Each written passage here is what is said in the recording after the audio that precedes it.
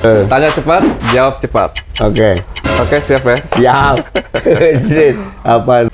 Kopi atau susu? Susu. Jikun Rif atau Ade Rif? Jikun. Kenapa? Secangkir kopi, Inspirasi, cerita imajinasi, yang tertuang dalam jelajah makna semesta. bebaskan Kopi teman cerita. Dan jangan lupa nyalakan loncengnya. Coba temukan makna, tinggahi pematang hati, mengisi coretan merdu di penghujung senandung. Secangkir kopi teman cerita yang tertuang dalam imaji. Bebaskanlah rasa yang kan tercipta. Hanya kopi warnai suasana. Nyanyikan lagu tentang sahabat, bercerita tentang pahit manisnya di dalam jiwa.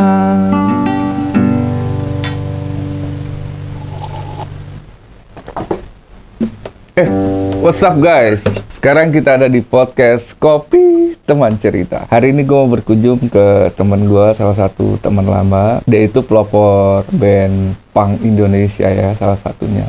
Dia welcome sekali untuk gue kunjungi. Kita akan ngobrol-ngobrol banyak di sana. Oke, stay tune. Teman-teman, jangan lupa sebelum nonton video ini, like, comment, subscribe, and share. Dan jangan lupa nyalakan loncengnya. Akhirnya gue udah sampai nih di ini markasnya Cabul, catatan Sibuluk. Yoi. Brother ini, aduh gue thank you banget. Gue akhirnya, Mantap ya. yes, aduh. Thank you udah mampir. Justru gue yang thank you banget. Maksudnya, tadi kan gue perjalanan kan lumayan juga. Gue lihat, ini tempat asik banget nih. Sini ada Vespa, Ya. ini ada PH, ada macam-macam. Terus ada markas Sibuluk di sini. Bawah Di bawah. Base camp catatan Sibuluk di bawah. Ini atas punya anak-anak juga.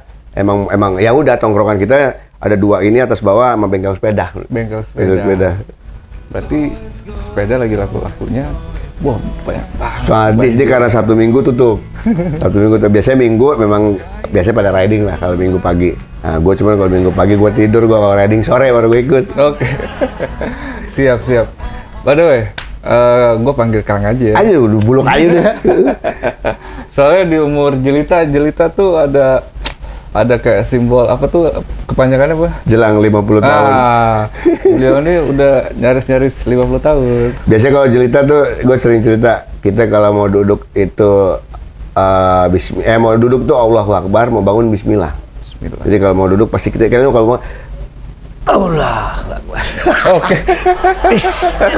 Itu tuh Jelita tuh kayak gitu. Jelita tuh gitu tuh guys. Kalau lu punya temen udah begitu berarti udah pertanda 50 tuh. Dikit lagi 50 tahun. Iya. Dan beliau ini vokalis juga, terus bandnya Supergrad pasti tahu dong. Yo, Ada lagu, nanti deh kita bahas lagunya. Dan sekarang gue mau tanya dari awal-awal sebelum nyanyi. Nah, siapa sih bro yang apa namanya? Oh tadi kan, sekarang bro, Kang aja lagi deh. udah buluk aja deh, bro aja deh. Biar gue muda ya enggak? Ya udah bro aja ya, panggil bro aja. Bro Buluk ini apa namanya? Siapa sih orang pertama yang kayak mencetusin, lu cocok tuh suara lu gitu. Jadi lu ngeband apa? Lu jadi vokalis aja atau apa gitu? Lu gimana sih ceritanya? Wah, ini jarang diobrolin nih. Baru diomongin di sini nih. Siap. Jadi gua tuh dulu SMP, keluarga gua punya ya kakak gua, dan gua paling bungsu. Kakak-kakak gua tuh mempunyai selera musik yang beda-beda, Cok. Yang cewek lebih dengerin Al Jarreau kayak gitu-gitu dan segala macem. Kakak gua yang kedua tuh lebih ngedengerin musik-musik Indonesia kayak Iwan Fals, Doel Sumbang, Hari Rusli dan segala macem. Yang ketiga klasik rock tuh, Zeppelin, Purple, yang kayak gitu-gitu. Yang keempat di atas gua itu new wave, Duran Duran dengerinnya, segala macam, Power Station, AHA. Gua paling kecil, bokap adalah penikmat ya standar lagu daerah Sunda, karena dia orang Sunda, dia dengerinnya Degung, Kecapi Suling dan segala macam. Sebule-bulenya bokap paling Elvis, Johnny Cash. Kayak gitu-gitu. Johnny Cash, Nah, ya. nyokap lebih seneng lagu-lagu Titiek Puspa dan segala Iya, macam. Tapi siap. semuanya doyan musik. Oh. Semuanya doyan musik. Jadi di rumah gue tuh dulu ada piano, ada segala macam ini. Nah, gua yang paling kecil yang dengerin sana sini, akhirnya gue demen semua genrenya gue demen. Mulai pertama kali akhirnya kakak gue bisa main gitar, ada yang bisa main piano dan segala macam, tapi mereka nggak intuit sama musik. Ya udah begitu asal bisa aja. Terus gue pertama kali itu tahun 89, gue ingat banget, gue ketemu temen gue namanya Melvin Tino. Melvin Tino. Dia hero buat gue nih. Nah, si Tino ini pertama kali ketika gue main ke dia tuh, dia ngasih ke gue tuh musik-musik yang nggak lazim. Yang tadinya gue dengerin lagu-lagu yang standar ada di toko kaset, tiba-tiba gue dikasih kaset sama dia Testament, ya. Exploited. Wah, Sepultura yang pertama tuh Bestial Devastation. Gue pas dengerin ini lagu apa nih lo, wah ajaib deh pokoknya. Nah, ini karena bengkel Vespa bunyi tuh di bawah tuh. Vespa lagi Ciri khas nih kita sini. Nah, terus akhirnya gue dari situ gue dengerin lagu ini tiap hari, terus gue kayak demen nih, asik nih. Tin, ada lagi nggak? Oh ada. Jadi gue dikasih cekokin gue tuh. Cokokin, wah semua band-band yang nggak lazim buat gue. Sampai Iron Maiden, sampai Metallica dan segala macam gue dengerin. Jatuh cinta gue.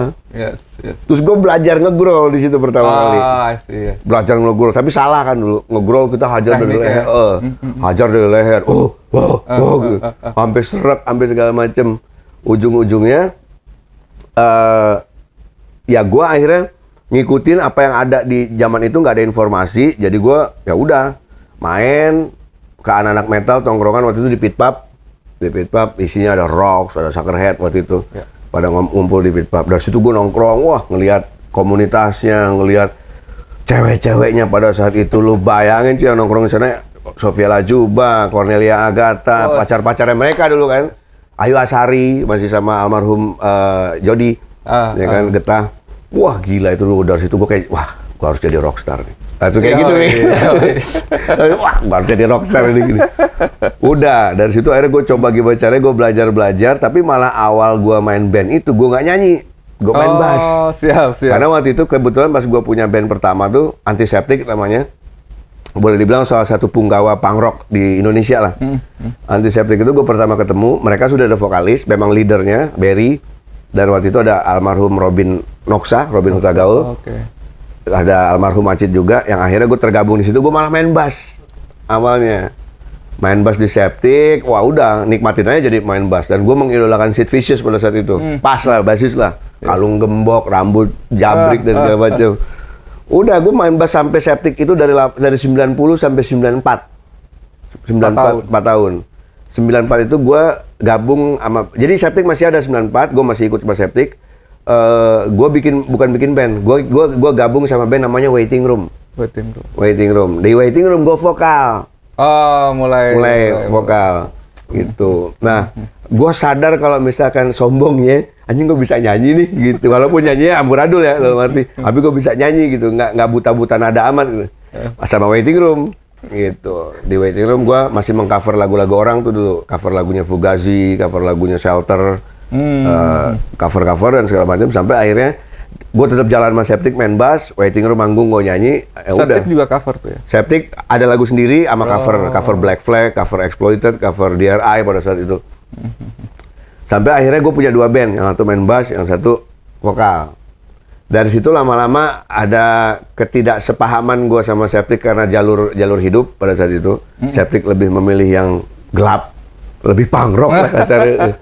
Waduh, terus akhirnya gue malah ya udah dah, gue keluar dari Septic, gue gabung sama Waiting Room lebih tetap dan fokus di Waiting Room sampai ngerilis album tahun 97. Pertama kali tuh album indie di Indonesia. Ada Pupen, Pure Saturday, Waiting Room pada saat itu. Nah, keluar 90-an ya? 97. Jadi gue secara resmi beredar di toko kaset, tapi DIY.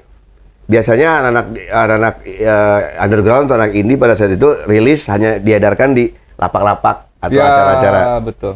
Nah, waiting room beredar di toko kaset karena kita bayar izin industri, bayar asiri dan segala macam. Tapi kita yang modalin tuh labelnya, distribusinya. Distribusinya, betul. Dari situ sama waiting room, gua udah mulai belajar nyanyi, udah belajar segala macam, walaupun gua nggak tahu bener apa nggak nyanyinya. Tapi karena waktu itu waiting room nyanyi yang asal, maksudnya nyanyinya ya, gua di waiting room pertama tuh nyanyinya masih grol-grol yang sudah waktunya kita untuk berontak, kayak gitu-gitu ya. Ya udah, sebisanya gua aja pada saat itu. Iya. Udah berjalan sampai 2000, tahun 2000, gue mencoba untuk menghilangkan si grol itu.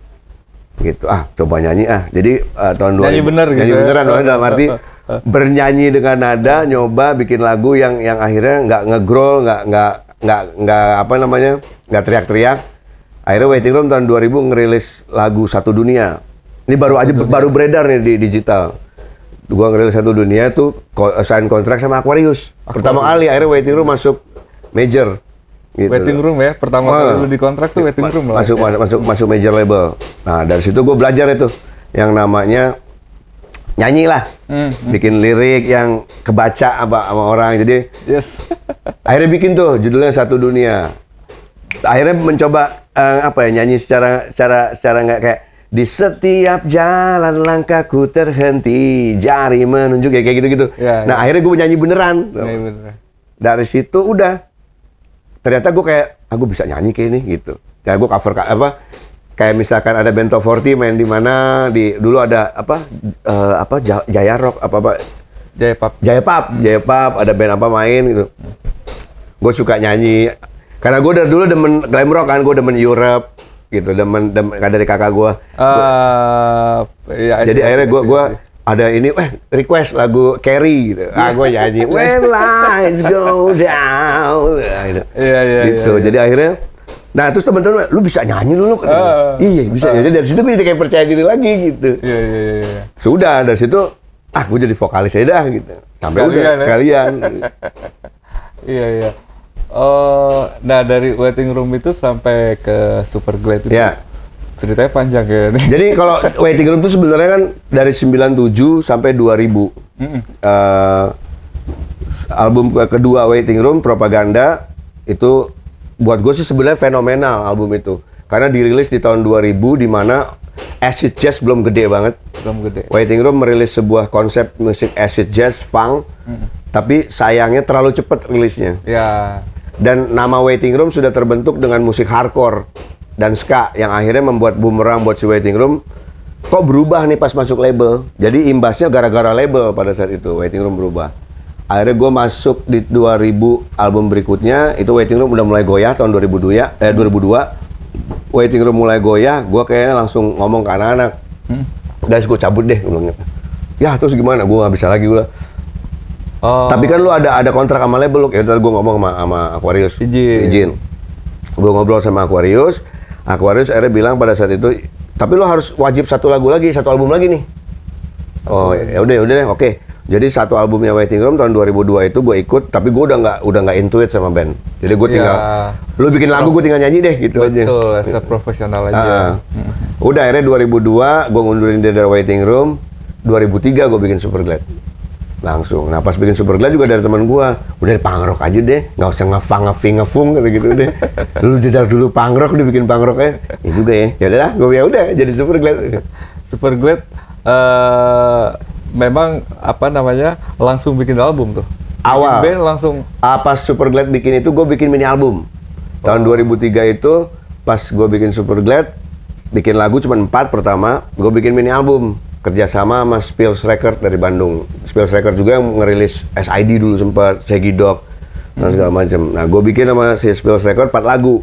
Itu pun gue gade mobil gue tuh sama Emil Naif. Sempet. Buat rilis. Bantuin gue gue mau ngerilis album. Lu kan udah Naif udah ngetop tuh. Gitu. Udah Karena temen, ya sini. Gitu. Udah gue gade mobil, rilis lah gue Superglad EP, Laki-Laki Extended Play, 4 lagu.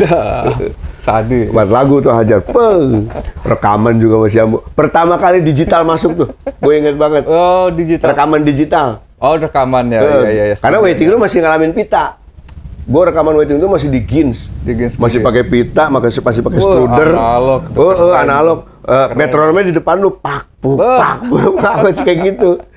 Nah, pertama kali Superglad masuk, nah itu gue pertama kali akhirnya ngerasain rekaman komputer dalam arti digital. Metronom udah ada di situ, lu bisa dengerin, udah enak lah. Terus lu bisa, oh anjing bisa copy paste tuh sekarang, bisa kayak gitu. Pertama kali, tapi masih 8 bit. Gue ingat banget itu gue dapat pertama kali itu rekaman digital dari almarhum Andi Ayunir.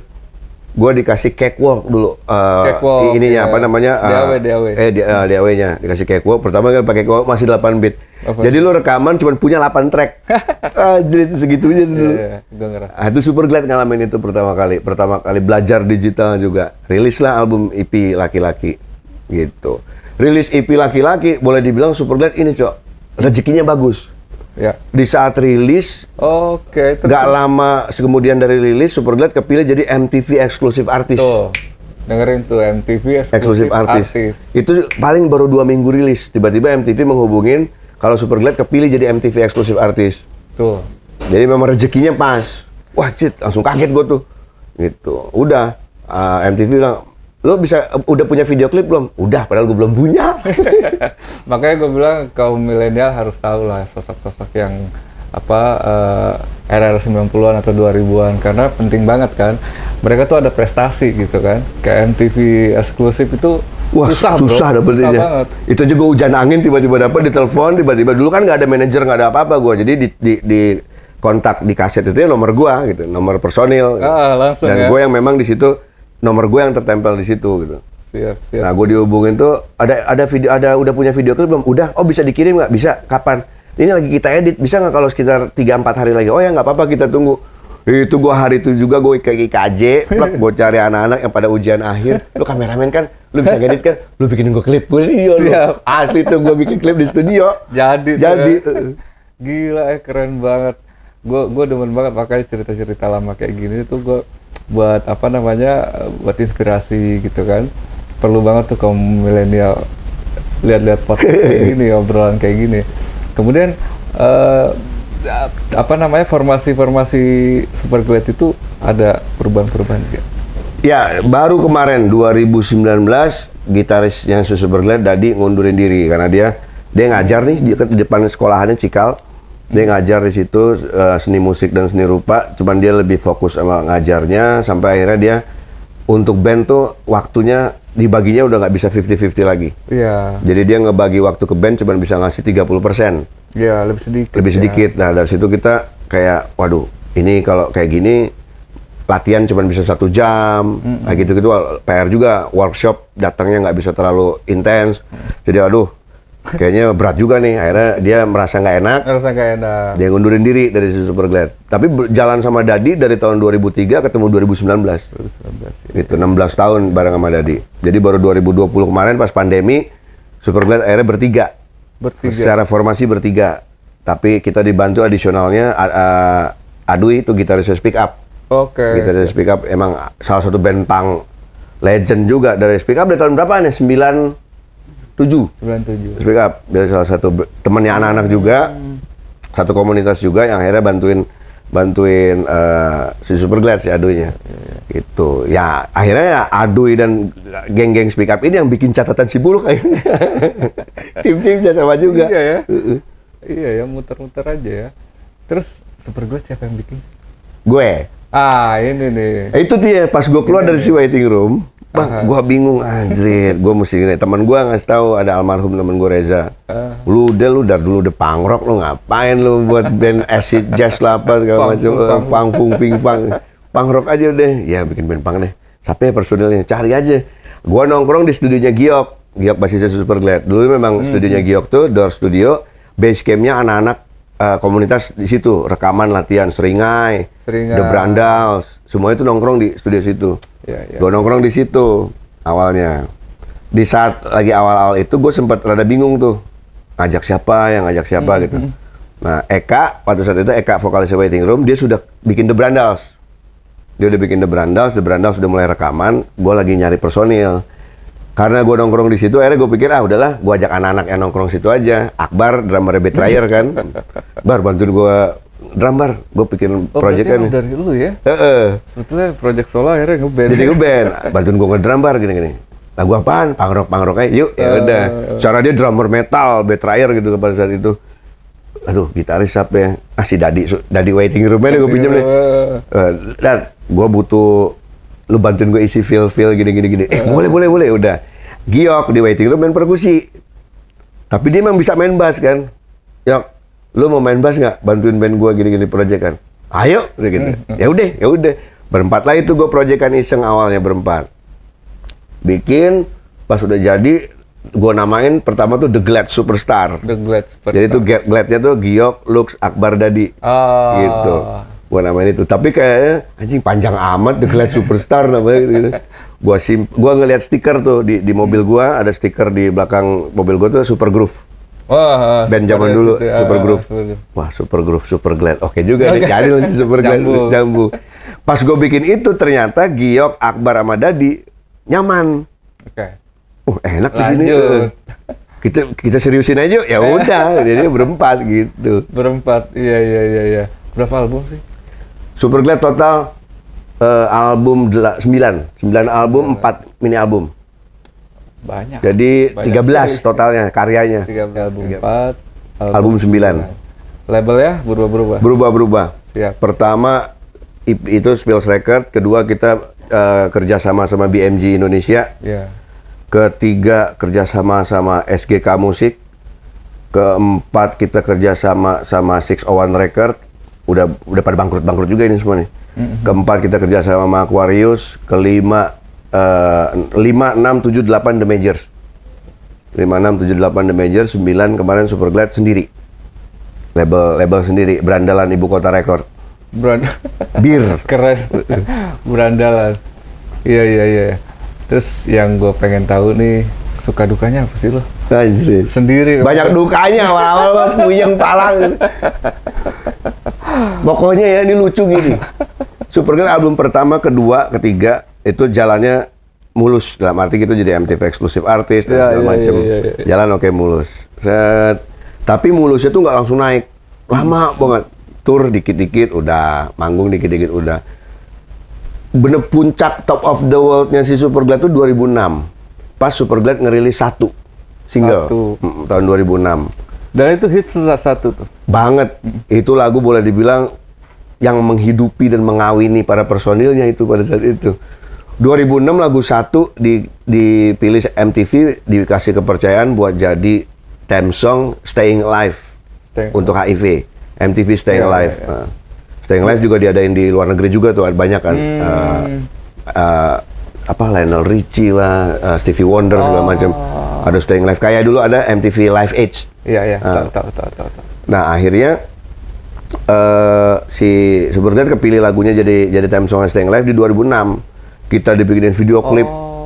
Pertama kali video klip Super Glad pakai kamera film tuh. Kamera film, modelnya gila semua yang isinya. Kita nggak tahu pada saat itu karena ada siapa tuh kayak Katy gitu. Cathy Sharon, Rianti, Ari Untung, Marcel, Dewi Rezer, Adi Brokoli, Andin. Yes. Banyak banget nih. Semuanya sebagai mereka tuh ambasador dari si Staying Alive gitu. Video klipnya juga dibikin, wah, lu bayangin bikin video klip, kita standby-nya di Hotel Mandarin, breakfast dulu. Gua kata gile. Biasa breakfast nasi uduk ya kan. Breakfast di hotel, syuting di Bundaran HI pakai kamera. Terus ada figurannya tuh sekitar 200 orang megang cermin segala macam. Banyak banget. Nah, video klip itu ternyata high rotation di MTV. Dan karena mungkin lagunya medium tempo, nggak terlalu berisik. Yes. Jadi akhirnya banyak orang yang nerima secara nadanya gitu. Easy ya. Easy listening. Meledak lah boleh dibilang. Seluruh radio muterin dan segala macam. Sampai gue kelabakan untuk ngirim materinya. Diteleponin, Mas, bisa ini nggak? Gue belum punya manajer pada saat itu. Oke. Manajer tuh masih manajer Manajeran lah. temen-temenan lah gitu. Kirimin materi segala macam ke semua radio itu. Kenceng sekenceng-kencengnya, tiba-tiba panggung nggak ada berhentinya, produk rokok nelpon buat bikin tur, anjir meledak gini gua ini. Gila. Asli bener-bener gua tuh rekor 2006 itu tur tuh bisa sampai Pokoknya setiap hari lu nggak ada berhenti. Gue pernah Jogja sore, Jakarta malam, besoknya udah ke Surabaya. Capeknya, capek. Wajib. Terus kita masih band semi profesional lah, antara mau ke amatir dan mau ke pro gitu kan. Sampai coy kita pakai kru aja yuk, asli pegal juga ini pasti. Dulu kita masang sendiri, tuning gitu. sendiri, gitu. Jadi kru tuh cuma kru rodis yang bantuin ngangkat doang, belum ada teknisi, belum ada segala macem. Akhirnya gua ngobrol panjang tuh sama Benyo, temen gua yang dia udah lumayan gede di The Fly kan. The Fly. Oh iya. The Fly. Benyo tuh ngasih lu mesti pakai kru kayak gini segala macam. Iya gua ngerti karena gua dulu pernah ikut Melly Guslow kan. Bahkan gua jadi krunya Melly dulu sempet. Oh. Gitu. Dari situ gua akhirnya menerapkan sistem kerja dalam tanda kutip band mainstream. Betul. Gitu. Dipakai ke band underground pada saat itu. Underground. Karena boleh dibilang band indie atau band underground pada saat itu masih yang menjalankan profesionalisme soundcheck dan segala macam belum semua. Iya. Belum semua band melakukan itu. Akhirnya Superglad melakukan itu. Datang kita soundcheck dulu, yang penting masang deng udah jalan. Gitu. Jalan. Akhirnya sekarang gue menerapkan tuh yang namanya soundcheck drum dulu. Udah mulai dari situ tuh. Mulai dengan profesionalisme, ada roadman, ada stage manager, ada segala macam. Pas lagu 1. Nah, ketika lagu 1 meledak, ketiga album Superglad yang pernah beredar itu diminta toko kaset lagi. Oh god. Yang tadinya tuh nggak terlalu jalan. Album pertama yang EP Laki-Laki sama album kedua yang Ketika Setan Berteman itu diminta lagi sama toko kaset. Oke. Jadi kita reproduksi lagi untuk rilis itu semua. Gitu. Karena mereka taunya ada lagu 1 di album itu, padahal kagak ada lagunya di album itu. Itu cuma single doang dikeluarin Superglad. Oh, mereka mikir di situ ada di situ. Jadi pas mereka beli segala macam, itu laku, retour lagi, mesen lagi dan segala macam. Ujung-ujungnya lagu-lagu yang ada di situ akhirnya dikenal orang, yang tadinya cuma segelintir orang yang kenal. Gitu. Betul. Dan 1 ini kan lu recycle lagi kan? Recycle lagi. Ya? Lintas genre ya? Lintas genre yang sekarang jadi 2020 ini kan nggak ada panggung sama sekali nih. Anak-anak mungkin gimana apain ya kita bikin apa kek, bikin sesuatu yang kita sistemnya charity buat segala macam. Manajer gue bilang, manajer gue yang baru nih, kita bikin ini aja, recycle lagu 1 aja, gitu. Tapi ngajak penyanyi siapa kek yang lagi pada ngetop sekarang. Wah ya juga sih, oke tuh. Gue hubungin lah Danila lah, Pamungkas, gini-gini. Ayo mas, siap mas. Mau ternyata mereka support gitu. Betul. Wah udah oke nih, asik nih, pada excited semua. Gue bikin musiknya, gue kirim ke mereka. Pamungkas malah, gue ke studio deh. Gue bantu aransemen vokal, akhirnya oke gitu. Dateng lah, gue nemuin musisi-musisi muda yang jenius buat anjing jago-jago amat nih segala macam. Bahkan mereka lebih edan gitu mengaransemen semuanya. Ya udah akhirnya pas lagu itu jadi vokal sana sini udah di aransemen dan segala macam. Tinggal PR gue anjing 32 track vokal doang nih gue mixingnya gimana? Karena mixing anak-anak juga gitu waktu itu. Akhirnya gue capek, udah kasih orang nih, gue udah puyeng nih kayak gitu. Dikerjain ada anak-anak juga bikin, akhirnya rilis lagu 1 Desember kemarin itu kita kerjasama sama Rumah Harapan Melanie Subono.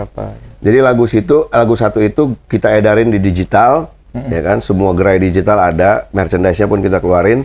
Penghasilan dari digital dan merchandise itu kita sumbangin ke Rumah Harapan untuk mereka yang membutuhkan. Tuh. Gitu. Tapi jadi nggak cuma yang terkena, ya semua yang terkena imbas pandemi lah. Dalam arti misalkan ada bayi yang butuh operasi karena tidak mampu, itu ada dana dari situ sumbangin. Ada kayak kemarin Merapi ada erupsi, kita sumbangin dan segala macam kayak gitu-gitu.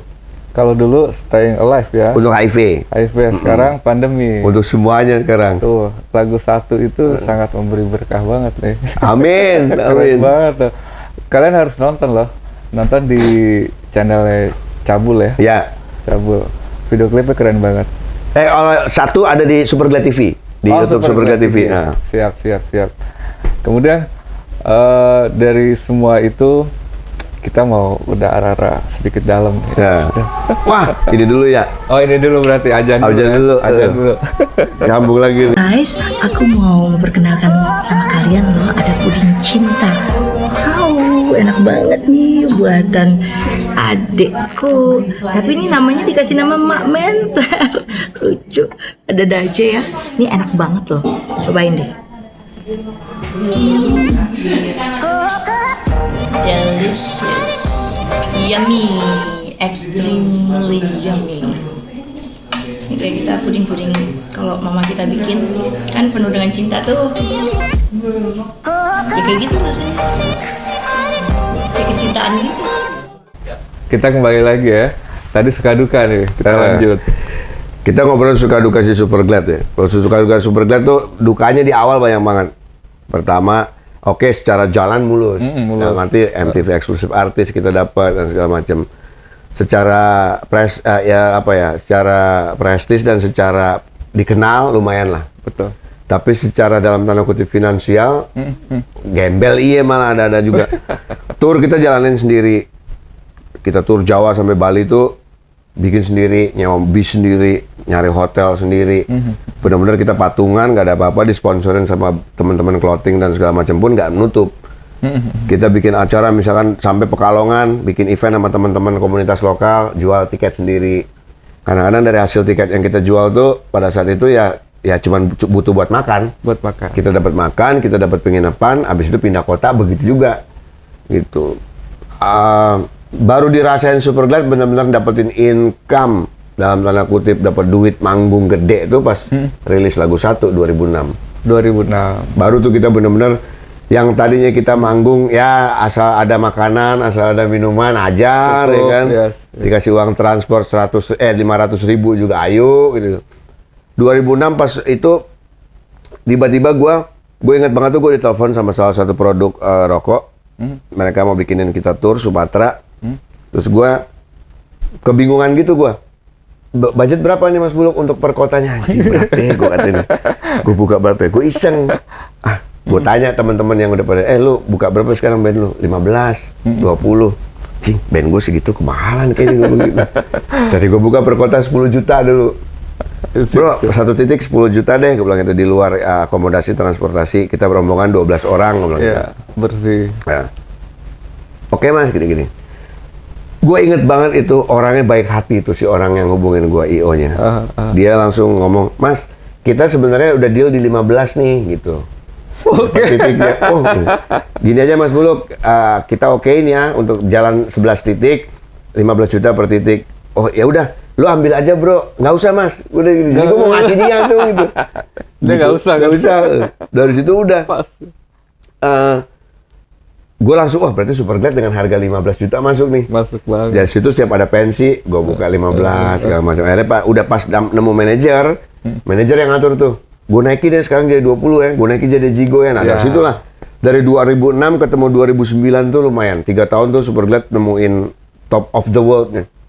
Panggung lumayan lah. Rezeki melimpah deh pada saat itu. Betul. Sampai bener-bener lu, lu bisa beli alat lagi, bisa segala macem.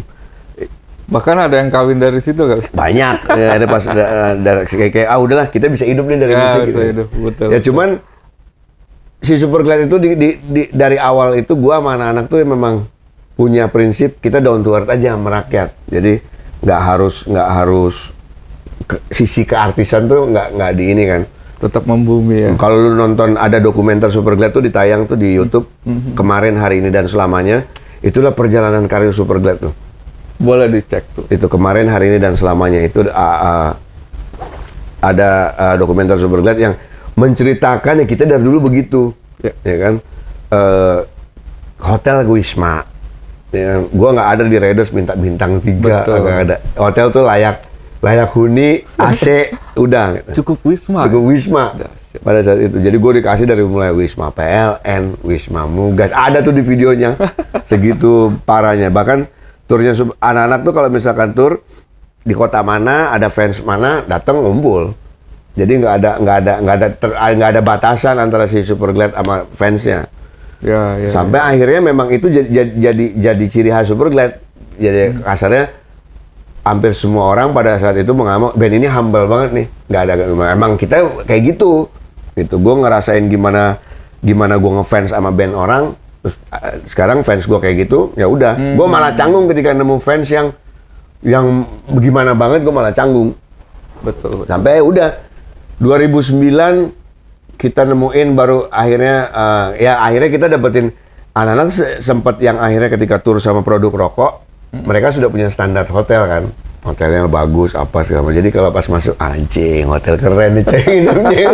Biasanya kita Wisma dapat hotel keren. Terus acara-acara pensi juga kita main di pensi di Makassar, di Medan. Mereka sudah punya standar hotel yang riders kita akhirnya kita rubah tuh. Kita di riders ditulis cuma hotel ala bersih dan segala macam. Akhirnya di riders kita rubah. Yuk ridersnya jadi hotel minimal bintang 3 kayak gitu-gitu. Cuman ketika ditelepon, Mas kita nggak bisa ngasih hotel bintang 3 Mas, pasti ngasih paling bintang 1 ada nih. Ya udah ajar kayak gitu-gitu aja. Artinya fleksibel. Fleksibel. Ya? Betul. Malah lebih enak gitu ya, nggak kaku. Oke, nah sekarang lo kan nih pelaku indie ya, bisa dibilang pelaku indie. Nah gue pengen minta tips dari lo nih buat yang merintis jalur indie, jalur indie. Apa sih tipsnya biar kita lebih kuat dan lebih lebih kreatif dan bagaimana? Kita bicara indie, bicara do it yourself, bicara lu kerja sendiri.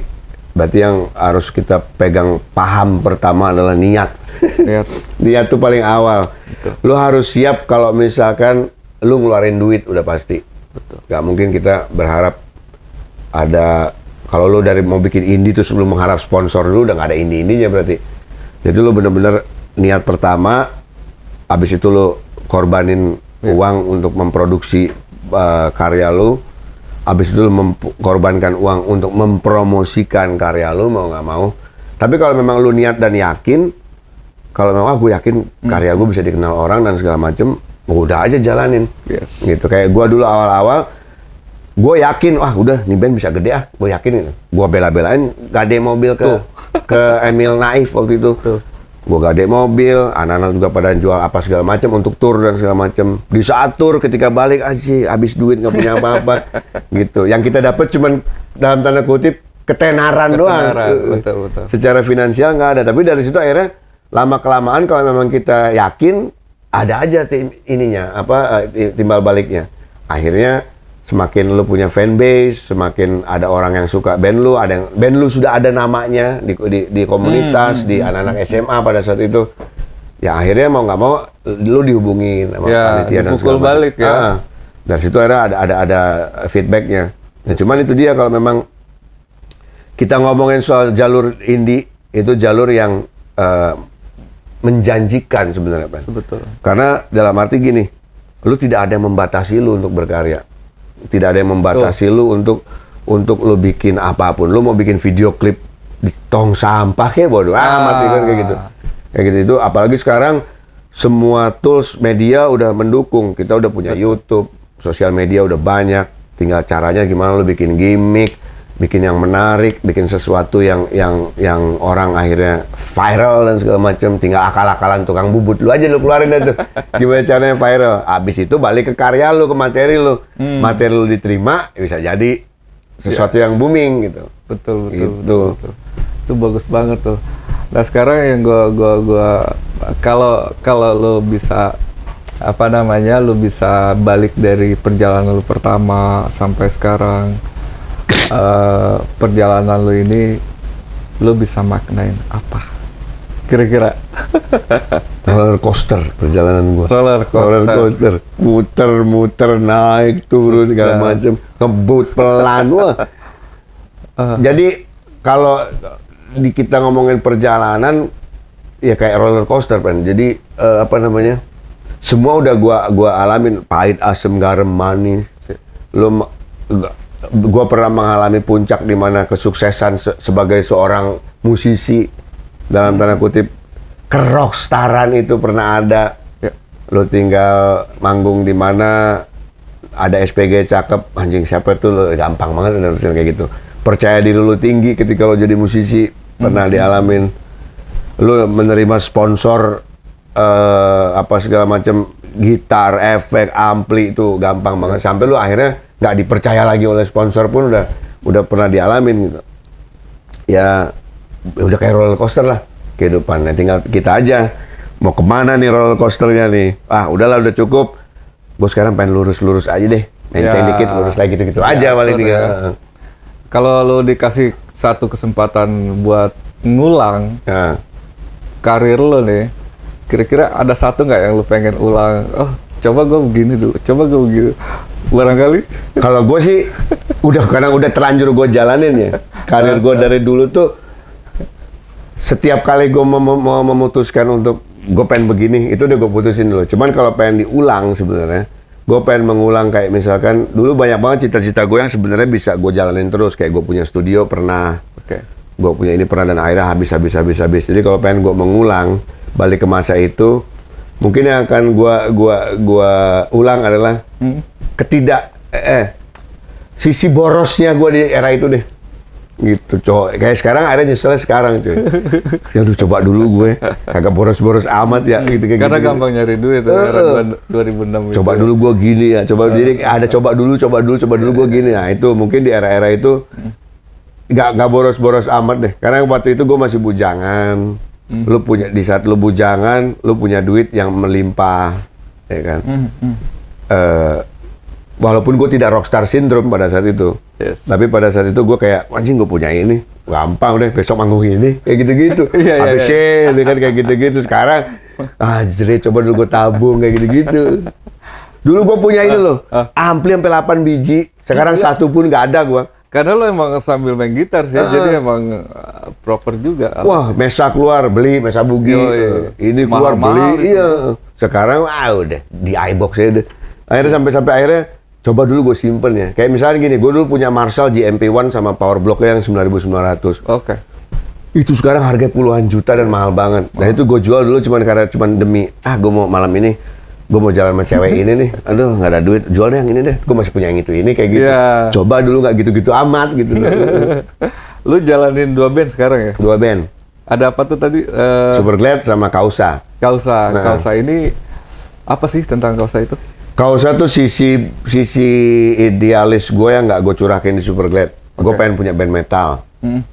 Gue pengen punya band yang dalam tanda kutip skillful lah. Skillful. Pengen nunjukin skill yang nggak mungkin lu tau ngolain di Superglad lu nunjukin skill ribet amat punk rock doang gitu. Terus Gitu, akhirnya gue pengen punya band itu. Jadi gue nyari personel yang skillnya mumpuni semua. Basis yang cari yang asik, drummer yang jago, gitaris yang sadis gitu segala macam. Ketemulah si Kausa ini, gue bikin proyekan ini yang akhirnya dari sebuah proyekan yang akhirnya jadi keseriusan. Nah, ternyata pas gue ngerilis Kausa, ada feedback positif dari teman-teman musisi, dari teman-teman anak-anak metal komunitas yang tanya, anjing lu bisa nge-growl lu? Ini dia, makanya gue baru nyobain, gue bilang gitu. Nah, akhirnya dari situ dapat feedback ya teman-teman Burger Kill, Eben, anjing Brad, keren Brad, keren. Si Kausa gini-gini. Wah, mudah-mudahan lah maju. Kausa baru banget. Kausa dibentuk tahun 2018. Albumnya baru rilis 2019 dan 2020. Kemarin gue rilis album. Jadi gue konsepin 180 derajat antara Kausa dan Superglad berbeda. Dandanan, sound gitar, teknisnya beda, attitude-nya beda, perilaku gue di panggung antara Kausa dan Superglad. Gue setting bener-bener setting. Betul. Gue harus setting gimana pas orang nonton gue di Kausa, anjir, ini kagak ada buluk-buluknya nih gitu. Berubah ya, Berubah. 180 derajat ya. Boleh ditonton tuh, Kausa tuh. Ya, dan Udah berapa album, Bro? 2. Album pertama masih ada unsur-unsur karakter guanya masih kuat. Karakter gua di Superglad waktu album pertama keluar tuh orang banyak yang ngomong ini mah sebenarnya Superglad versi metal aja kayak gitu. Album kedua kemarin gua rilis itu semua orang udah ngomong anjing nih nggak ada buluk-buluknya sama sekali gitu. Dan gua bikin lebih horor, dan Januari besok gua memproduksi film pendek di YouTube tuh. Film horor gitu. Itu dengan make lagu-lagunya Kausa di film horornya. Gitu. Jadi judul-judul lagunya Kausa gue bikin film pendek. Semi horor. Siap. Slasher sih sebenarnya, film yang dipotong lehernya muncrat darahnya gitu-gitu. B-class movie sebenarnya, cuman itu yang gue seneng. Gue demen Quentin Tarantino. Gue seneng Quentin Tarantino, dan gue ngeliat film-filmnya Quentin Tarantino, anjing ini film murah sebenarnya nih. Cuman modal bikin darah-darahan. Gitu-gitu doang, muncrat darah di mana-mana. Ya udah gue bikin kayak gitu lantar. Januari gue rilis filmnya. Oke guys, sekarang kita masuk ke games. Tanya cepat, jawab cepat. Oke, siap ya? Siap. Apa nih? Pantai atau gunung? Pantai. Kopi atau susu? Susu. Jikun Drift atau Andi Rif. Jikun. Kenapa? Jikun lebih mabok daripada Andi. Jadi gini. Andi tuh womanizer, ya kan? Terus? Jikun tuh lebih yang lebih punk rock lah kasarnya. Oke. Andi tuh lebih glam rock. Glam rock. Lebih glam rock. Nah, dan Jikun itu apa ya? Bodor dah kalau kata orang Sunda, lebih bodor gitu. Oke, Gitu. lanjut ya. Host atau nyanyi? Apa? Host atau nyanyi? Nyanyi. Kenapa? Host itu gue nyanyi itu passion gue. Host itu nyari duit gue. Cari duit. Cari duit gue di host. Kalau di nyanyi gue passion, gue lebih idealis gue. Kalau di nyanyi gue main kalau misalkan mau nyanyi, gue cari lagu yang memang gue suka. Tapi kalau nge-host apapun hajar aja, yang penting ada duitnya. Ya. Gitu. Cewek bahenol atau cewek slim? Slim. Slim. Ya nggak slim amat ya. Tapi nggak bahenol amat. Gue tuh nggak suka yang gede banget, nggak suka. Oke, Yang oke. kurus banget gue nggak suka. Oke, cukup ya. Nggak usah terlalu dalam.